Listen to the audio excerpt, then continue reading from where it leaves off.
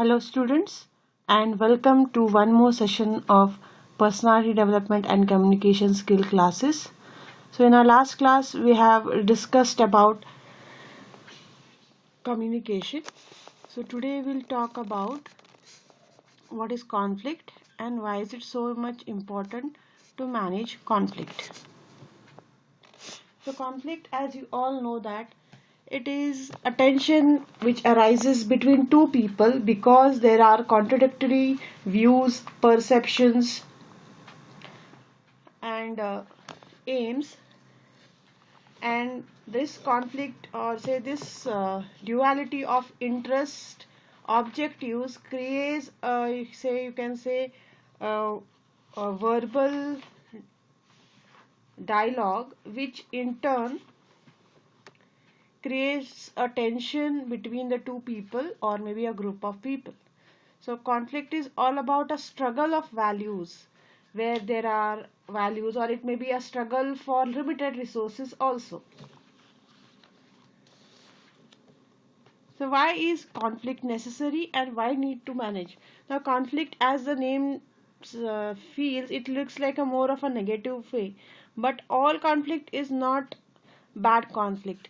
Some amount of conflict is necessary even within friends, within family, so that um, new ideas can be generated and encouraged, and we can understand people better, because in conflict we open our emotions get opened up, and our views about people are refreshed. So some amount of conflict is very much necessary, so that you can say that spiciness, or what you call the tanginess in relationship, in friendship, will be in a better mode, and we can know each other better. There is brainstorming and new ideas generation. So why do we need to manage this conflict? So we need to manage conflict so that new ideas of working and solving problems, say small or big problems, if not solved in a proper time, can create blunders and mistakes, and which may spoil the relationship and also the objectives of your group or your organization. By conflict management, we can better understand each other. We can know when people get hurt, what things get them insulted, or so how important a person is, so how each person is important while working in a team, so the self esteem and self worth of people can be judged better, and we can resolve our problematic areas in a better and a sound way, so that the coordination between the people increases and your efficiency increases, the relationship increases, and there is a cordial environment in the group or organization, and the stress is limited. Now we have different types of conflict. It can be intrapersonal, interpersonal, or intergroup. As the name suggests, intrapersonal means the conflict within one person. So what? The duality of interest within a person. See, sometimes we are confused, we are quarreling, or we are battling with ourselves, with our past. So this kind of a conflict is called as intrapersonal power conflict. On the other hand, interpersonal power conflict is about the say rivalry or struggle between two people or individuals, maybe because of difference in opinions, ideas, or goals, or maybe limited resources. Then the third one is conflict within a group. So when it is a group of people, the different peoples are there. No two people are same, or you, so or you can say that each person is unique. So when there are a group of people are there, as you know, there is a saying that when there are vessels sitting side by side, they will bang towards each other and make some noise. So similarly, when a group of people meet, there will be duality of interest, contradictory views, perceptions, and thereby there may be a small amount of quarrel, or say conflict within them.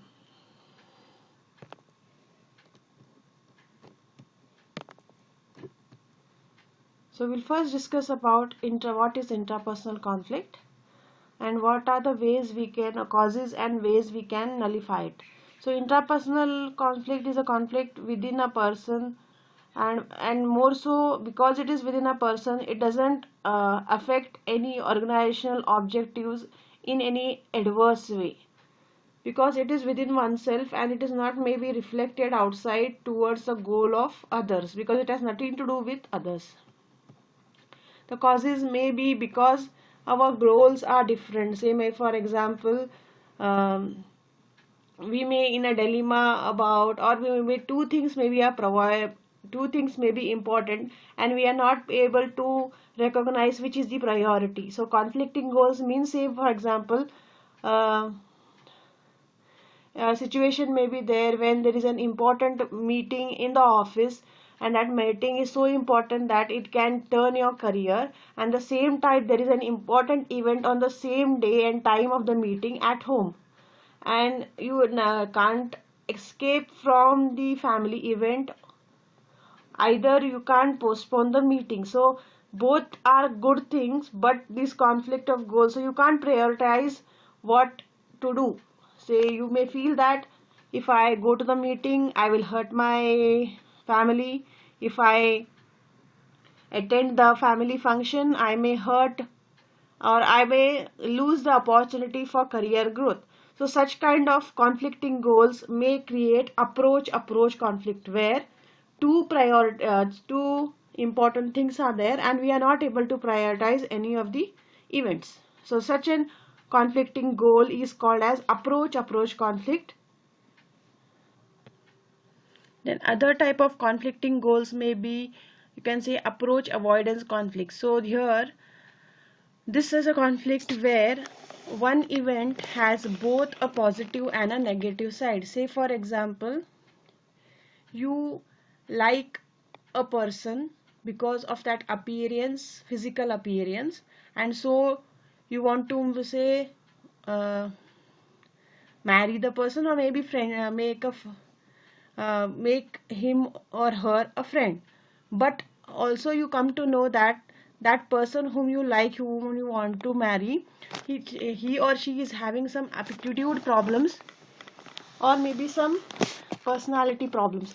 So when such a thing is there, when some side of positive thing is there in a person and one negative person, so you are in a dilemma about what to do, whether to go for that relationship or just avoid, ignore and move forward.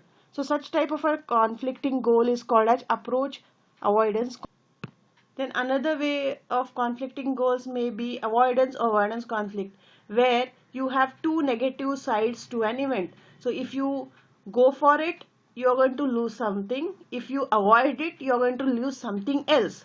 So when you can say that there is a saying in Hindi that ek taraf kuwa ek taraf khadi, means whatever you do, you accept it or reject it, you are going to lose both the ways. When such a contradictory goal is there, we call it as avoidance conflict. Other causes of interpersonal conflict may be, I have to play or we have to play dual roles. So okay, if I say example, um, maybe say for especially males or whether females, if that person has to take care of both the family and together take care of his job. So when he's playing a dual, he or she is playing dual role, say maybe he or she is a father, son, a boss, son, so he has to parallelly try to say please everyone. So when there is duality of roles, so then every role is having each priority, so that each priority makes other things difficult to perform. So or even say professionally also, maybe as a manager, say in a say in a hotel, if say maybe the staff is less, that person may has to take the care of even the job of a bellboy or a front office. So when you are doing many things together, you are in a tension and stress, and which leads to confusion within yourself about your role in life.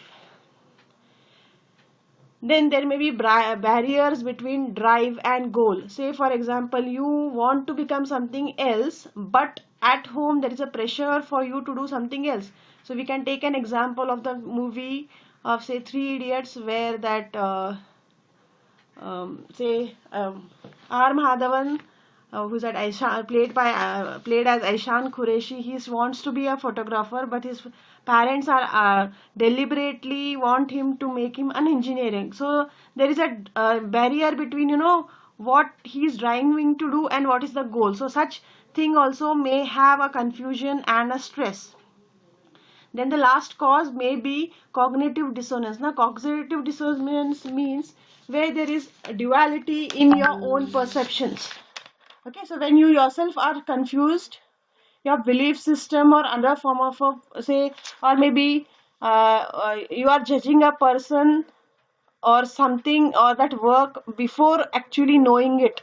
So maybe the information is given wrong, or your perception past experience is wrong, and this is why you are not able to trust somebody or do that work properly. So such is called as cognitive dissonance, where it is all your mind, your belief system, your information and perceptions which are contradictory and which are making you confused about taking a decision. Now, how we have learnt about the causes of interpersonal conflict. Now, we'll to see to it that how we can manage this, you can say, quarrel or battle within our mind. So here, for this, we need to know, prioritize our goals. So what is important? Is my career important or family important?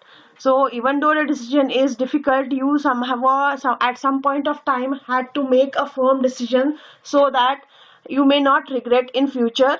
And you must have that power that whichever say I have prioritized and which I have neglected, you can convince the other thing or say set it right in a very near future.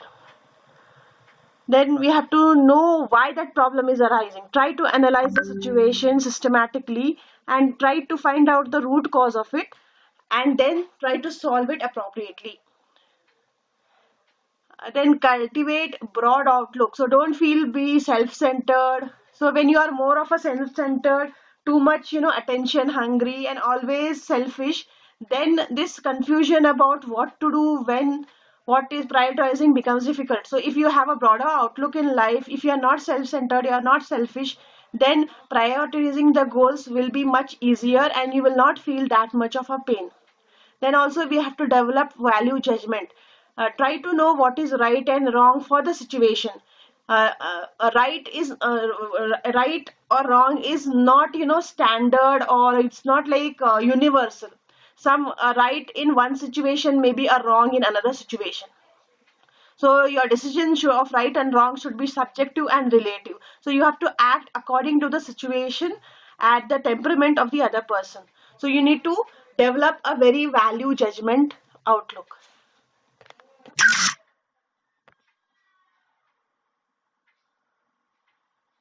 So this is about interpersonal conflict. Now next we'll see about interpersonal conflict. So it is as I told you before, it is a conflict between two people, and I told you between no two persons are alike. Even identical twins have different perceptions, values, identity, and character. So as each one of us is unique, our perceptions, beliefs, our interest, goals, all may contradict, and because of which there can be a quarrel between two people. So as I told you, the causes of interpersonal conflict are maybe perceptual difference. So what I think as good may not be good for anybody else. So this may be a problem. Then maybe there is a lack of coordination. Say sometimes what happens is our frequency doesn't matches, and so there is a coordination problem between two individuals, and this will result in a quarrel. Sometimes misinformation or say not proper communication also leads to conflict. Maybe the sender is sending a message which is not perceived in a right way by the receiver. So this barriers of communication may also result in interpersonal conflict and confusion. Then along with that, your value system, the culture we have been brought up, the way our parents have told us about ethics, life, value judgments, right and wrong, good, bad. It may differ from one family to another, from one person to another, which may create a misunderstanding, contradictory views, perceptions about things. Last but not the least is about when the resources available for any purpose is limited, then there arises a competition which results in a conflict. So when supply of resources is limited, there is a, you can say, whole race for getting the maximum, which will lead to conflict, which is many times not intentional or purposeful. So we have learnt about the causes of interpersonal conflict. Now we'll talk about how to manage it. So, to manage interpersonal conflict, we need to see that what to be taught, the way how to behave in public. See to it that you are not hurting anybody's sentiments or hurting their ego. If say somebody is too quarrelsome, too short-tempered, just maintain a functional or professional relation with that person and try to avoid you say it being too personal or too friendly, because this is a point when you are becoming too personal, this may arise a contradicting situation. We have to cultivate good manners, be humble, modest, not be short tempered, cultivate pleasant manners.